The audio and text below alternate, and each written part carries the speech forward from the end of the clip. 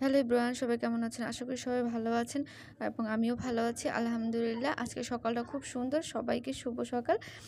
কোমর পর্যন্ত চুল আমার। বরাবরই সে খুব পছন্দ করত। বেনি করে একদিন বেনি দেখিয়ে বলেছিলাম, আমার মরার জন্য তোমার কখনো আলাদা করে কিছু লাগবে না, চুল দিয়ে মেরে ফেলতে পারবে। তখন ধমকে সুরে বলেছিল, চুপ, কি বলো এসব? বউ কি মারার জিনিস? বউ হলো আদর, সোহাগ, ভালোবাসার জিনিস, যা যত্ন করে রাখতে হয়। তখন তার এত মায়া দেখে চোখে পানি চলে এসেছিল।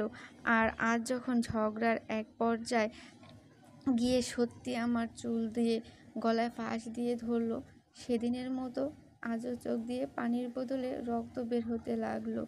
ঠিক তখন আমি উপলব্ধি করলাম, দুনিয়াতে ভালোবাসা বলে কিছু হয় না।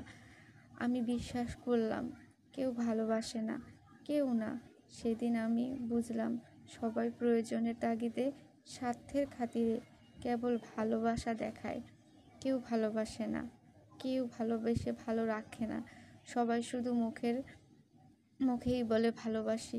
সত্যি সবাই বলে, মুখে বলে ভালোবাসি। সেদিনও বলেছিল, আমি তোমায় খুব ভালোবাসি, তোমায় খুব যত্ন করব, তোমার যত্ন করে আগলে রাখবো। সেদিনের কথাগুলি আজ যে তার মিথ্যে প্রমাণ হলো, তার কি হবে? তার বিচার কে বা করবে? আমি সত্যিই কি ভাগ্যবান ছিলাম, না সত্যিই খুব খারাপ ভাগ্য নিয়ে জন্মেছিলাম? আমি জানি না। প্রত্যেকটা মানুষের জীবনে ভালো লাগা, ভালোবাসা সব কিছুই যেন নিমিষের মধ্যেই শেষ হয়ে যায়। কখনো কেউ এসে ভালোবাসি বলে হাত বাড়িয়ে চলে যায়, কখনো কেউ ভালোবাসি বলে কাছে টেনে নিয়ে আবার ফেলে চলে যায়। এইভাবেই ভালোবাসা আসলে বদলাতে থাকে।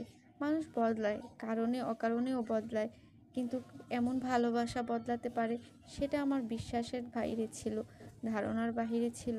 কখনো আমি বিশ্বাস করিনি যে মানুষটা আমাকে এত যত্ন করে আগলে রাখবে বলে প্রতিজ্ঞা করেছিল, যে মানুষটা আমাকে ভালোবেসে বুকে জড়িয়ে ধরে রেখেছিল, সেই মানুষটা চোখের সামনেই কিভাবে এত পরিবর্তন হয়ে গেল। পরিবর্তন মানুষের একদিনে আসে না। হয়তো আমার ক্ষেত্রে সেটা একদিনই হয়েছে, বা প্রতিদিনই ঘটতে ঘটতে হয়ে গেছে। আমি বিশ্বাস করি সামনের দিনগুলি হয়তো আমার আরও ভালো কাটবে, হয়তো আরও ভালো কাটতে পারতো। যে দিনগুলি আমি ফেলে এসেছি, সেই দিনগুলি আমার আরও ভালো কাটতে পারতো। যাই হোক, সবার কাছে দোয়া প্রার্থী, আমার সামনের দিনগুলি যেন ভালো কাটে। সবাই শুভকামনা করবেন আমার জন্য, যাতে আমি আমার স্বামী, সংসার, সন্তানদের নিয়ে ভালো থাকতে পারি, সুন্দর একটা সংসার কামনা করতে পারি, সুন্দর একটা ভুবন তৈরি করতে পারি। আমার মতো করে যাতে কারো প্রতারিত হতে না হয়, কারো বিশ্বাস ভাঙতে না হয়, কেউ যেন বিশ্বাসের ঘরে আঘাত না আনতে পারে। সবাই সবার জায়গা থেকে, নিজ নিজ জায়গা থেকে শক্ত হয়ে থাকতে হবে, নিজেকে স্বাবলম্বী করতে হবে, নিজেকে সুন্দর একটা জায়গায় পরিচয় করে তুলতে হবে, যেখানে শুধু ভালোবাসা ছাড়া আর কিছুই থাকবে না।